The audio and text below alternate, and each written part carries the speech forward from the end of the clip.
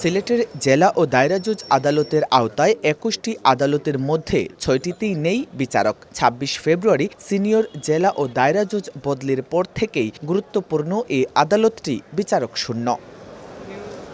জকিগঞ্জ, গোয়াইনঘাট ও Beanibazar civil জজ আদালত সহ সদর অতিরিক্ত পারিবারিক আদালত ১-এর বিচারক বদলির কারণে এসব আদালতও ফাঁকা। মহানগর দায়রা জজ ও মেট্রোপলিটন ম্যাজিস্ট্রেট আদালতেও একই অবস্থা। তবে ভারপ্রাপ্ত বিচারকদের মাধ্যমে চলছে কার্যক্রম। বিচারক শূন্যতার কারণে বেশ কিছু গুরুত্বপূর্ণ আদালত ও ট্রাইব্যুনালের কার্যক্রম অনেকটা স্থবির হয়ে পড়েছে, যার ফলে বিচার প্রার্থীরা চরম ভোগান্তিতে পড়েছেন। সাক্ষী দিতে থাকে না। দিনের পর দিন আমরা কোর্টে আসতে থাকি, কিন্তু আইসা দেখি কোর্টে বিচারক নাই। বিচার প্রত্যাশী যারা আসে তারা এসে বিচার পায় না, আদালত উঠে না, ভোগান্তি শিকার হচ্ছে। আমরা জোর দাবি জানাইলাম সরকারে দ্রুত আমাদের জেলা জজ সাহেব এবং মহানগরের জজ সাহেব স্থানটা পূরণ করার লাগি আর কি। আদালতে দীর্ঘ সময় বিচারক না থাকায় গুরুত্বপূর্ণ মামলাগুলো এগুচ্ছে না। তবে শিগগিরই বিচারক শূন্য আদালতে নিয়োগের প্রত্যাশা আইনজীবীদের। বারের প্রতিনিধি হিসাবে জনগণের কাছে আমরা আসলে মুখোমুখি হচ্ছি,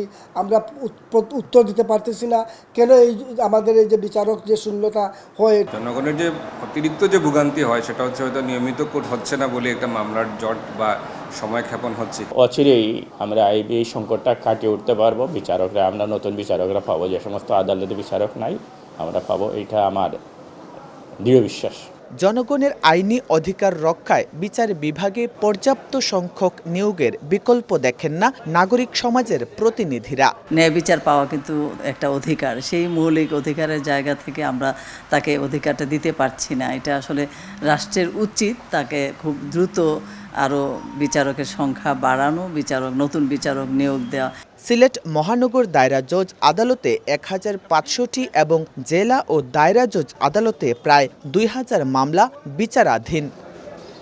জয়ন্ত কুমার দাস, সময় সংবাদ, সিলেট।